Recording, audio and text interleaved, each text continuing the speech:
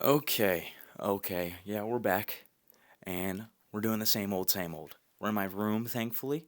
I'm in a comfortable spot. Thankfully, you can't see how absolutely messing my room is, because of this camera angle, but it's destroyed right now. That's fine. We'll clean it up. But today, we got some topics to talk about. We got some things that have come across to my mind. Certain things like judgment and spiritual warfare. And yeah, these are just things that I kind of realize in my own life, things that I'm going through. Um, Not necessarily fully going through. I think I'm always going through spiritual warfare, and I think you always are in a sense. But we'll get into that. First, I really want to touch up on the touch up on the topic of judgment, right? And I got my handy dandy notebook in here, but judgment. There's many aspects of it that I want to talk about. First, right? Um, I want to talk about how people like as Christians, really gotta not worry about what other people judge of us, right? And this is an idea that I learned really early on in my own life. I want to say, um, because it wasn't even just about Christianity. It wasn't even about just knowing Jesus. I've connected the dots though, but early on, I was very big on why would I care about what other people think? Why would I worry about what other people are doing? Why would I stress about those things when they're stressing about what they have to do? And a lot of times, I realized how anxiety works. A lot of times you get this anxious thought about what someone else may be thinking. But the reality is, half the time, they're already stressing about what they're doing and what they have to go through. And so they're not even thinking about you.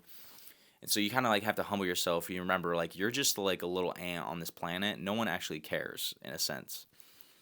Um, Jesus cares. That's the great part. That's the best part. But no one really cares about like what you do. No one really cares about what you're up to or all these things. And that's a big part that helped me realize like, yo, these judgments don't really matter. They're not even a thing. But now as a Christian, I can look at it in the sense that, well, there's only one judgment that matters. And this has freed me. I'll be honest with you.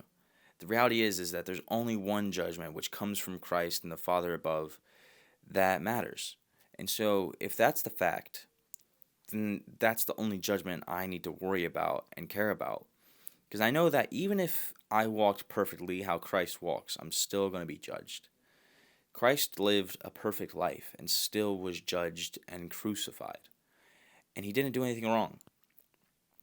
And so if that's the case, then why am I going to worry? When I know there's only one judgment that matters, and I know that even though I may live perfect, which is very unlikely because I'm only made righteous because of Christ, not by my own works.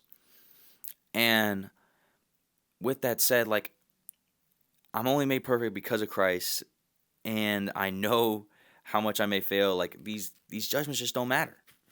I don't care about what other people think. I don't care about what they will say. I don't care or worry about what I will eat. I don't worry about what I will wear because Christ tells me not to. Christ tells me that there's only one judgment that matters. And Christ tells me that whatever I judge upon someone will be judged upon me by him. And so that terrifies me. One, because that means I have to make sure I don't think of people wrongly. I have to think of people that they're Christ's children because that's what they are.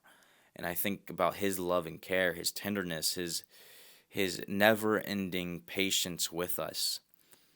I have to think about that.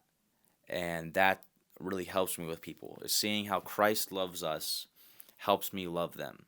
Because if I'm trying to walk and live for Christ, I got to do these things. I got to come with gentleness and kindness to people. But with that said, right, I've learned, not to worry about other people's judgment and to only worry about Christ's judgment. But there's a lot of, you know, people that look at me and in recent years or recent times and they're like they think that I'm going to judge them. And this has been the thing for want to say a long time now, right? I know someone that every time they swear, they apologize to me. And I'm always like, well, you don't got to apologize to me. Like, I'm not perfect. I'm not the King of Kings. I'm not the Lord of Lords. Don't apologize to me. I'd deal with that with the Lord. But that, one, deal with it with the Lord, right? He's the one that will save you. Two, I have no room to judge. I know how imperfect I am. And so I can't say anything. I can't be, pointing fingers, right? It tells us that Jesus says, like, you point out the speck of wood in your brother's eye, but you miss the plank in your own, right? So I'm casting judgment and not even really realizing my own faults. And so that's, it's hard for me to. It's not hard for me. I want to say it's hard for me because I don't really think. We can say it's hard, but it's really easy in the sense of like, oh, what would Jesus do? Like, if you just go to your Bible and you read it and you spend time with the Lord, a lot of stuff it's really simple concepts. It's hard, putting it in action and making a habit out of it and making it a routine to walk in faith and walk in the Spirit. But I've had it time and time again. People tell people that I'm close to, like, oh, I couldn't hang out with Joseph because, or I couldn't be around them, or I couldn't do all these different things because they would just, or Joseph, right, myself, would think wrongly of me, or they will think I'm lesser, or they will just judge me, right? And I'm like, why do people think this? Is it because I talk about Jesus so much? Is it because, right, I'm trying to expand his name, his kingdom? And, you know, is it something I've said? Like, have I ever said I'm the judger? Or if I'm the one that makes the judgments? I don't know. Because for me, I just can't do it. I just see people that are Jesus' kids. Like, I see everyone's loved by the King of Kings, the Lord of Lords. And I think, how do I catch as many souls as possible? And I know how far I've turned away from the Lord, and he's still taking me back. And I think, how can I think wrongly about someone else knowing how awful I've been? How can I think wrongly of them knowing how far I've walked away from Christ myself? And it's hard for me because, like, I wish people knew um how much I don't judge, right? I can say it, people don't want to believe it though. Um but cuz, like, I wish they just got to know Jesus' love, because it teaches you that the other people's judgments doesn't matter, number one. And also, right, I can say all these different things like I wish this, I wish that, but the reality is, at the end of the day, it comes back to their own heart being hurt, their own soul being damaged. If I'm someone and I'm really worried that another person would just constantly be judging me, then that's pointing the own finger at myself, noting that how wrong I am, right? I know what I'm doing is wrong. I know what I'm living in, how I'm living my life is wrong. So you're kind of just pointing the finger at yourself. You know that your lifestyle is wrong. It's reality. Or you have that demonic spirit in you that is like, ooh, they're too close to Christ. Let me just try and point something wrong about them. Or let me try and put something negative on them so I stay away spiritually. And that's a demonic, thing that can happen. Demons work really hard in this world. They take over a lot of souls, sadly. But, that's all I really want to talk about with judgment, because I feel a lot of youth in our days now, we're so caught up in social media, and we're so worried about what other people think, what other people do. And I just, it always, like, I think back to, like, things like, people follow these drama shows, or reality TV, to be exact, like the Kim Kardashians, or other things, and they're like so invested into these other people's lives, and I'm just like, I can't even. I think it's really silly, to say the least. to be so stressed and worried about random drama, or to be worried about what other people are thinking or doing, or all these different things. And because, like, I don't know, you know, if I'm trying to make everything I do to be about following Jesus and spreading his word, then a lot of these things just don't matter. A lot of these things of the world just don't matter. Gossip just does not matter to me, you know, and that can be hard with, like, say, a significant other. I'm someone that is pretty straight to the point. I like to say I'm pretty big on just solving things, having solutions, and I'm also just not one to be caught up in a lot of problems that other people have, or just mundane problems. I want to say, like, they're just like, I feel like a lot of people, since we as humans live a certain way, we create our own problems, and then we act like, you know, it's not our fault. Or, you can read a book called Extreme Ownership by Jocko, who's an ex-Navy SEAL. And it just talks about taking extreme ownership of everything in life. It talks about being taking extremes on how you failed, and humbling yourself and noting that the only thing perfect is Christ. So I need to look to Christ for everything. And I need to humble myself before him and walk in this light, that he gives, and not my own. And, I try and just keep it straight up. And it can be difficult, like I was saying, with a significant other, because oftentimes significant others come to you with problems, to rant, all these different things. And that's fine. I'm there always to rant if they need it. But it can be hard for me, in the sense that I have to kind of, like, trigger my brain to be in, like, empathy mode, to just listen, or to just be there and to hear it out. Or kind of like, we give out, like, uh as men, we give out, like, these word phrases or whatever, to just seem like we're listening or interested. And I'm listening, and I can be interested, but it's just like, in the grand scheme of things, does it really matter? It's a reality. In the grand scheme of things, does it really matter? We're talking about in God's plan. Does it really matter? Like, that's how my brain works.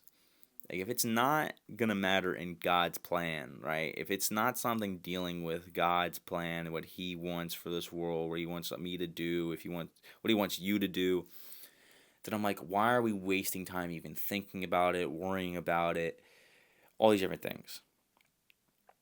That's hard for me, you know. That's tough for me, but, you know, it's only Christ that can give me that ability to be there in empathy, to be there like Christ is always there for me. I always think, if I really have a problem, I don't go to anyone of this world.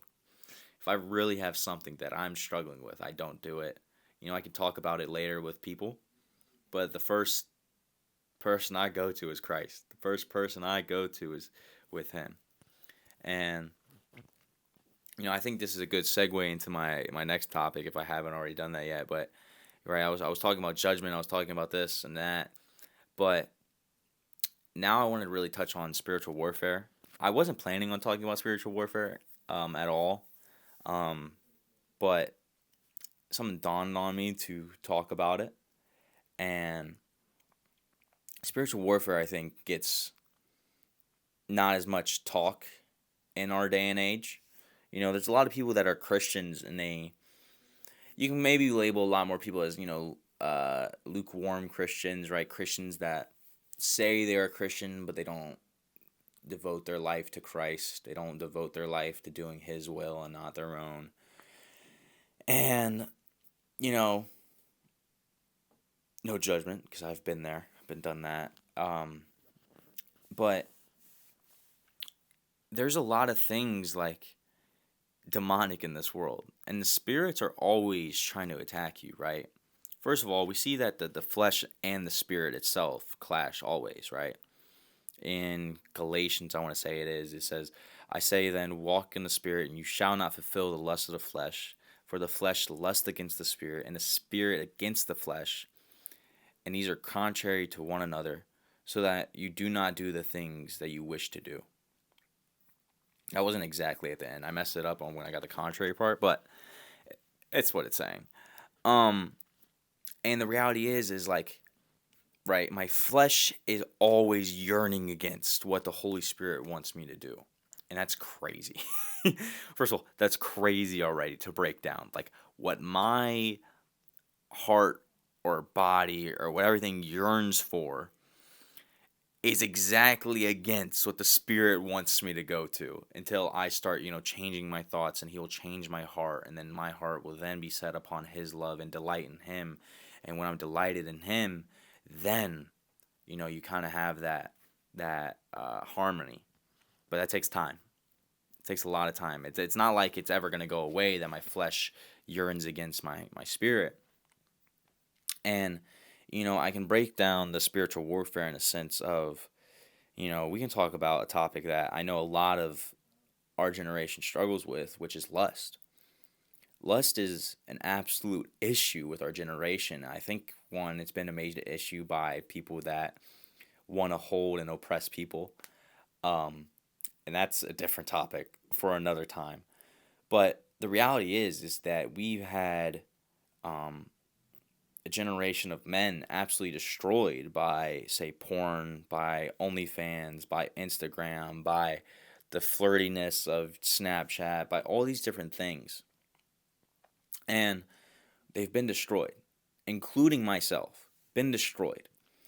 And, it tells us, first of all, right, it tells us in the Bible to flee away from lust, that you cannot fight it.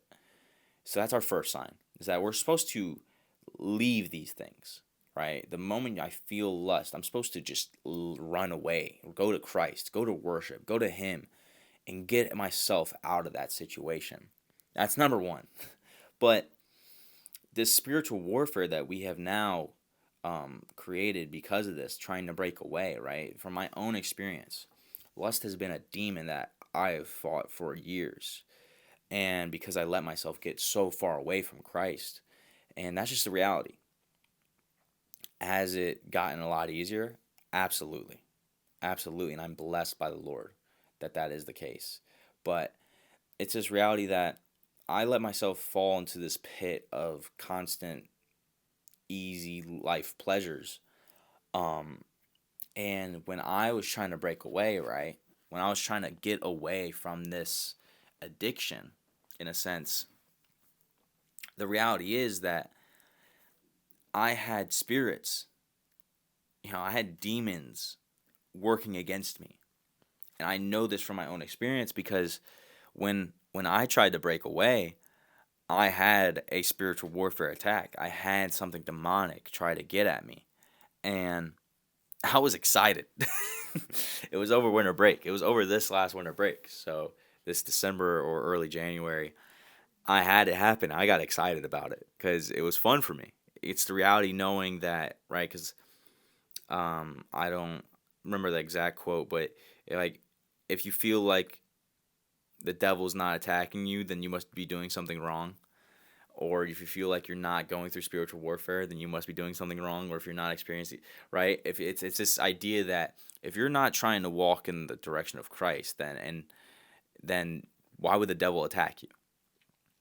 Why would the devil try and veer you off? Or why would the devil try and pull you back in, right? If you're already walking down this pit. And so when you try and walk to Christ and give your life to Him and live for Him and do all these different things, the devil and the demons are going to work hard to try and pull you into it. And they're going to try and, first they're just going to use worldly things, and then they're going to attack you in the spiritual realm. And that's what I experienced, right? My own spiritual warfare, in a sense, people talk about sleep paralysis, and where you see like a figure over you, that's just demonic. Like it's plain and simple. That is demonic. And I knew that right out the get-go, right? I've never had a sleep paralysis event until this winter break, but I was, getting myself better with the Lord, pulling away from this addiction, this lustful addiction, and I knew that I went to bed And as I do, I go to bed, I play Christian music, I worship him, and I pray, and as I'm falling asleep, and I kind of I felt like I was in a dream, but I was looking, like, it felt like I was looking through my own eyelids, in a sense, in my room, and I just saw this figure. And it wasn't like the people talk about sleep paralysis figures where it's just a black thing standing over them. No, for me, it was like, it had like particles floating, but I could see like a face made out, and not a pretty one, to say the least. It wasn't a pretty face. It was something that definitely could be labeled as spooky. But that's what I saw over me and staring at me, and I couldn't. You try to speak, but it felt like a dream completely, and I felt like I was looking through my own eyelids, and I was trying to speak, couldn't do it. Of course, is what people always talk about in sleep paralysis, but spiritual warfare. And I wasn't worried one bit. I could feel like my body, like you get that anxious feeling, you get that scared rush over you. But for me, like, I felt that, but mentally I was like, this thing has nothing over me. This thing has no control to me. And I just started proclaiming the name of Jesus Christ. I was like, Jesus Christ is King. Jesus Christ is Lord. And I'm just saying that in my head because I can't speak it. I'm trying to, but I can't. So I'm just saying it over again. And in this spiritual attack, um, I'm saying these things, and then poof, it's gone. It faded away. It went away, and I could tell it was angry. And I just think, I'm like, wow, Christ, you're great. I love you. Like, that's all I could think about. Like, I could look at it and be like, oh, that was, spiritual attack. It was scary. But I'm like, no. I'm like, the Lord had me the whole way, and I knew that. I know how powerful his name is. They're terrified of his name. And so that freed me completely. I knew that anything that really wanted to attack me had to try harder. Anything that really wanted to attack me had to, you know, they just have no power. And so that spiritual warfare that I experienced, right, was great. Was great for me. And I think it's this reality that people don't talk about this type of spiritual warfare, right? We can have, right, that's spiritual warfare, or you can have spiritual warfare where you just feel like your spirit is just not at rest, in a sense that you're not at peace because you're trying to break away from certain things of this world, and the devil's trying to keep you in them. The devil's trying to make you feel like you're isolated, or the devil's trying to make you feel like you aren't worthy of Christ, and that you should turn away from him. But the reality is you aren't. The reality is you aren't worthy of Christ, but he loves you so much, and he wants you. And that's the amazing part, right? I'm not worthy. No one's worthy. Even Paul himself said he's not worthy. And so this reality in spiritual warfare, like, you kind of just, it's a battle we go through, but it's a good one. It's one that makes you feel like a step closer to Christ once you get through it. It's a big step too. It's not like a small step. It's a big step that you feel like you take. But it's a blessing. It absolutely is. And, I think a lot of people in our generation is missing out on that because they don't realize, like, those type of things are connected to the demons. And, a lot of people try and just do different things of this world to explain it. But the answers have been here this whole time. They're in the Bible. They haven't changed. They haven't left. The answers are all inside that Bible. And that's the great part. And, I think I can talk plenty more on, the reality of certain addictions that, people in my generation get stuck with, right? We can talk about, drug addiction or the lust addiction, right? I just put lust addiction because it's there's so many different aspects to it now, right? You can just be addicted to porn, you can be addicted to hooking up with women, you can be addicted to all these different things. And so I just kind of put it in a broad term, right? If if we want to talk about how men in my generation really struggle with porn and all these different things, that it's something that kind of kills them from the inside out, right? It's something that breaks you down to the core because you're putting yourself mentally in an area you're not supposed to be. Right? You're constantly committing adultery in a sense because you're looking lustfully upon this woman. So your thoughts are constantly sinning. And so it's killing your spirit. It's making you feel isolated because you're seeing things, you're in things, you're feeling things that you're not supposed to. And so it's only going to pull you further away from the Lord. And men struggle with it. It's why Paul tells us when he's writing to the churches, like, it's better for a man to remain single because then he can live completely with his will towards Christ. If you get married, then you have these other obligations to take care of family, to do these things, to be pulled aside, to go to this dinner, right? These obligations that you have as a husband or a father. But he's like, but if you can't contain how much you lust, go get married. Find that person you can have that love and that passion with, because it's better to do that than to let yourself fall to this world. And so Paul knows it's a problem. Sexual immorality was an absolute issue, and still is an issue. And it's a problem because we are losing the sight of Christ because of it. There's nothing that points to Christ in sexual morality. There's nothing that shows anything good. You get a good feeling and that's it. And you feel empty and you feel like you want more and you feel like you want this and that. But the reality is, in any addiction and any problem, you're just filling a void in your own life. You're filling a void in the spirit that the Christ, the Lord, gives you. And that's the reality. I learned that for myself in my own issues in life, of doing things to try and give myself fulfillment, to fill a void in my own soul. And it took me a long time to realize that's what I was doing. Because, I was trying to do so many things in this world that it just put me in a worse and worse place. And it just made that hole bigger and bigger. But the moment I realized and gave myself up to the Lord and I started living for Him, I realized the void I was missing was the Spirit, was Jesus. That's the fulfillment.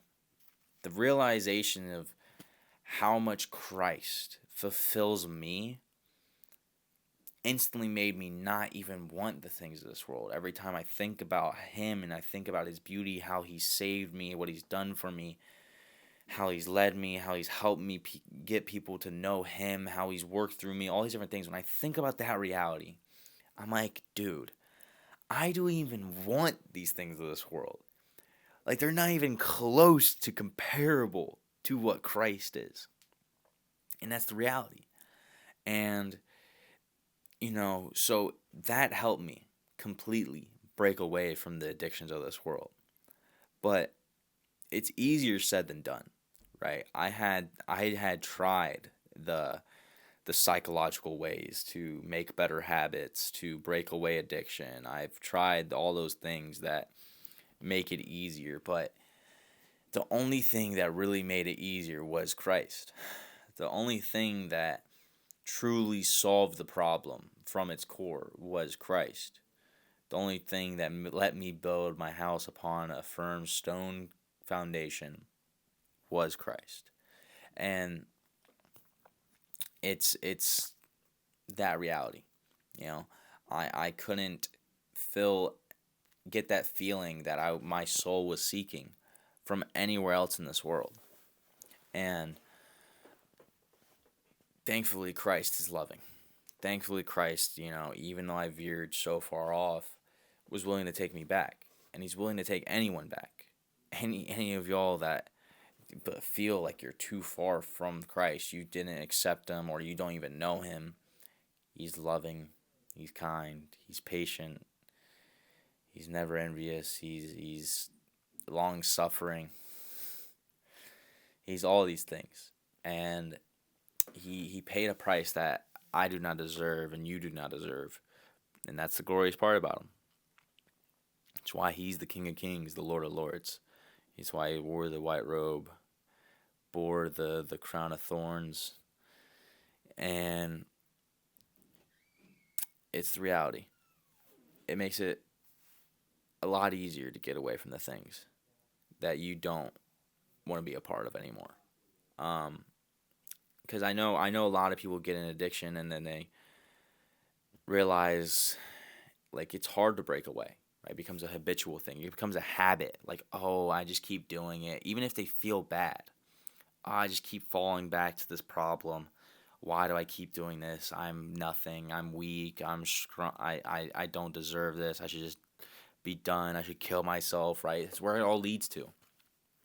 Right? It's these addictions that lead you down a path to feel like trash.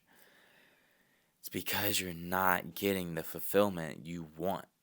You're not getting that relationship with Christ that your soul yearns for. Until you know Jesus, until you know his salvation, until you know the freedom that he gives, right? We're no longer chained by the sin, right? We were slaves to sin, but since we have given our lives to Christ and he has died for us, we are freed.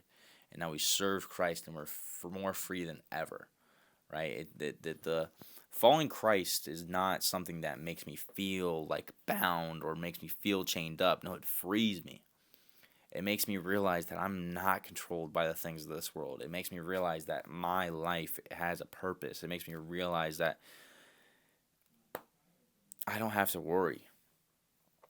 I don't have to have stress. I don't need to have these problems. No, I can just focus on the King of Kings and the Lord of Lords. That's the simple part. All right. All right. I hope you guys enjoyed this. I hope you guys can, see where I'm coming, trying to explain these things, even my own personal issues. I hope that you guys get to, see that I truly, am trying to make it more even connected to me.